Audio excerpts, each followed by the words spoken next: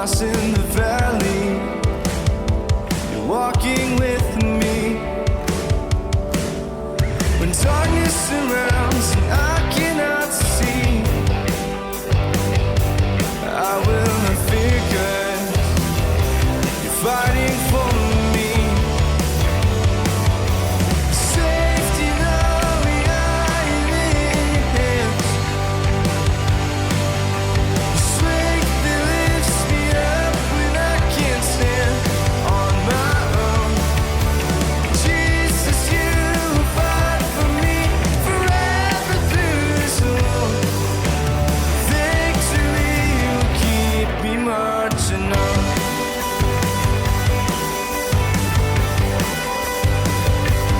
You are my refuge, you shelter me. I'm pressing onward, the shield over me. I'm standing my ground, the earth shakes beneath. I will not fear 'cause you're fighting for me. The safety knowing I am in your hands. Strength that lifts me up when I can't stand on my own. Jesus, you fight for me forever through this war. Victory will keep me marching on. You conquered death, you conquered sin. God, your love, it has no end. You conquered death, you conquered sin. You conquered death, you conquered sin. God, your love, it has no end. Safety knowing I am in your hands. Strength that lifts me up when I can't stand on my own. Safety knowing I am in your hands. Strength that lifts me up when I can't stand on my own. Jesus, you will fight for me forever through this war. Victory will keep me marching on.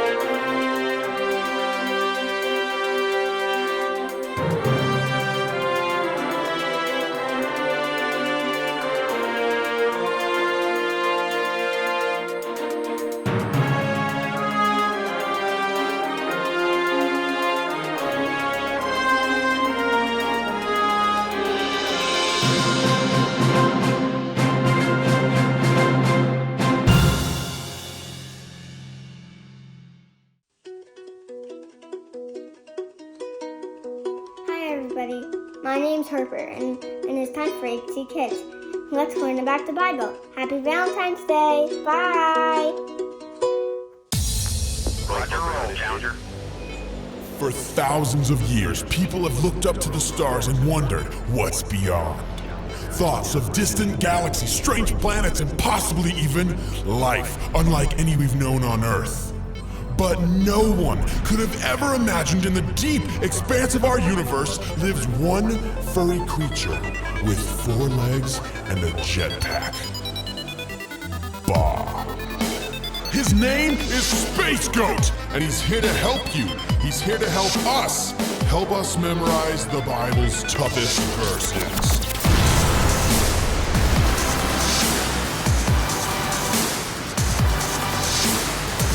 All right, cadets, let's review the verse. Repeat after me. Jesus replied, "You must love the Lord your God with all your heart, all your soul, and all your mind. This is the first and greatest commandment. A second is equally important. Love your neighbor as yourself. The entire law and all the demands of the prophets are based on these 2 commandments." Matthew 22:37-40.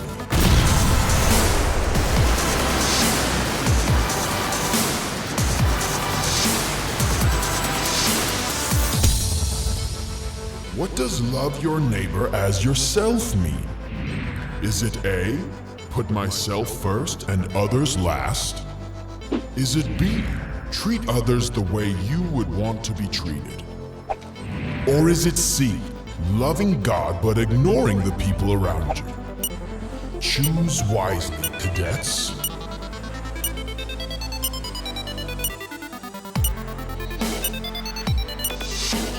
Five seconds remaining. Blast off! That's correct. Loving your neighbor as yourself means treating others the way you would want to be treated. Great job, cadets.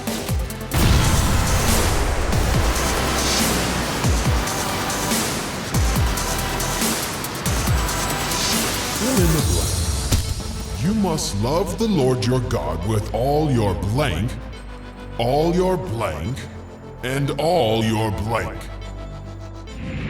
Is it A, your soul, faith, and thoughts? Is it B, strength, heart, and actions? Or is it C, heart, soul, and mind? Select your answer.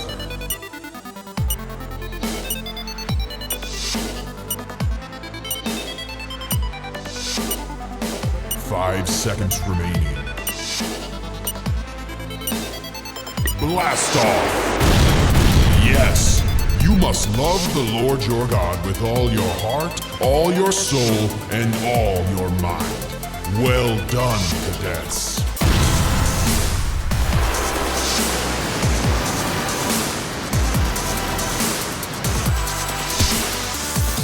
Which word doesn't belong? Jesus replied, "You must love the Lord your God with all your heart, all your soul, and all your mind. This is the first and last commandment." Is it A, replied, B, first, or C, last? Ready, set, go.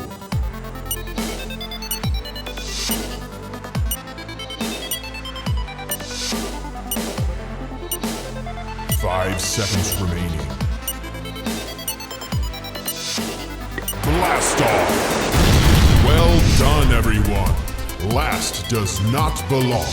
The verse should read, "This is the first and greatest commandment." Nicely done, cadets. Until next time, stay spacey, cadets.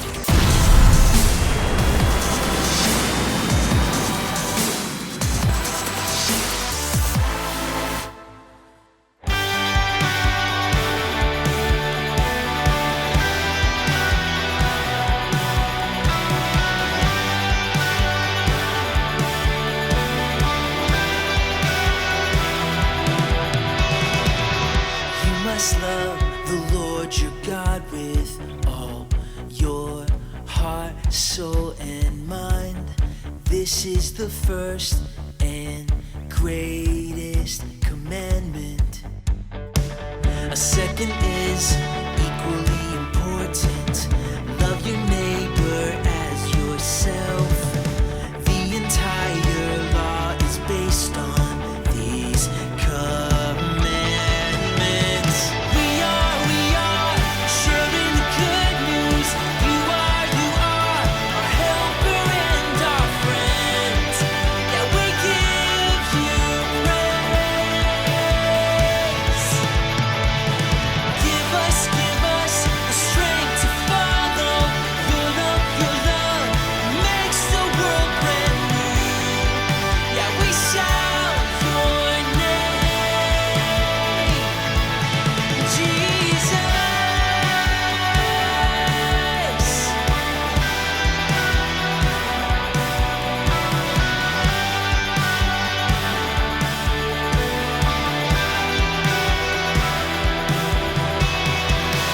Therefore, go and make disciples of all nations, baptizing them in the name of the Father, Son, and Spirit.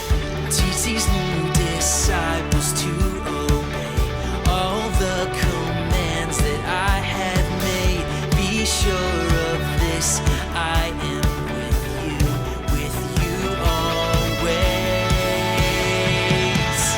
We are sharing the good news. You are our helper and our friend. Yeah, we give you praise. Give us the strength to follow your love makes the world brand new. Yeah, we shout your name. We are sharing the good news. You are our helper and our friend. Yeah, we give you praise.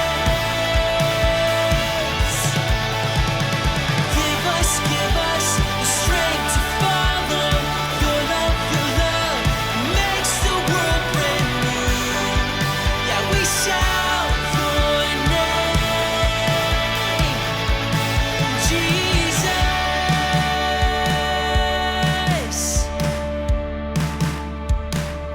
Oh, Jesus. Yeah. Oh. We are sharing the good news.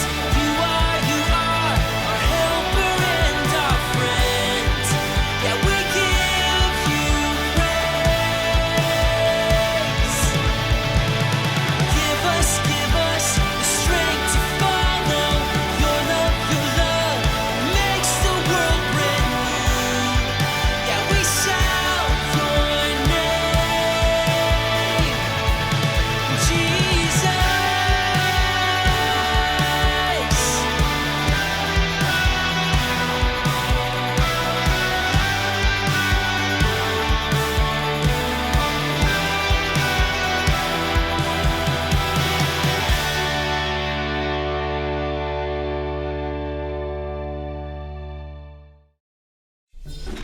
Slapstick Theater. Paul and Silas. This is Paul, who told people about Jesus in lots of different places. One day, Paul was walking with his friend Silas. Heyo. They were being followed by a girl who was controlled by an evil spirit. Her owners used her to make money. After days and days of this happening, Paul got so annoyed that he turned around and told the evil spirit to leave her. So the girl was freed. Woohoo! But her owners got mad at Paul and Silas because they wouldn't make any money off of her anymore. And they had them thrown in jail. The jailer locked them up. Oh, man. Around midnight, Paul and Silas were praying and singing to God, and the other prisoners were listening. Suddenly, there was an earthquake, and the chains of all the prisoners fell off. Oh, what just happened? But Paul and Silas didn't leave, even though they could have. Several people decided to follow Jesus that night, including the jailer and his whole family. And the next morning, they were released from jail, and the city officials even apologized to them. Sorry about that. Paul and Silas encouraged the Christians in the town, and they continued on their mission to tell people about Jesus. See ya.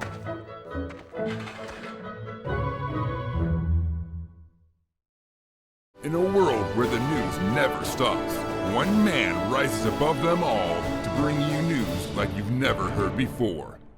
Hello, everyone. I'm News Guy Steve, and this is the news you need. The news you need with News Guy Steve. This just in, the owners of a California feline believe their furry friend has what it takes to drive himself right to a trophy at the Indianapolis Speedway. Let's go over to Sue in the field for details. Over to you, Sue. That rhymes.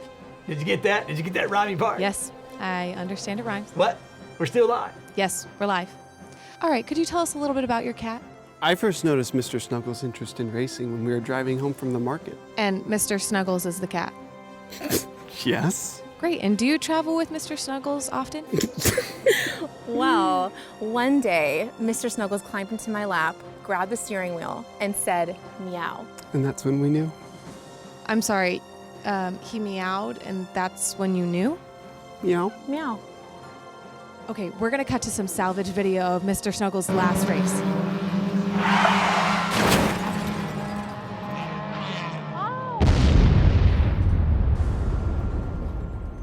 Wow. Well, good luck to you, Mr. Snuggles, and a big meow to you as well. Meanwhile, on the other side of town, our very own Jackson Porter is in front of the CMC talking with Katie Cummings. They're discussing the importance of worship. JP? The news you need with News Guy Steve.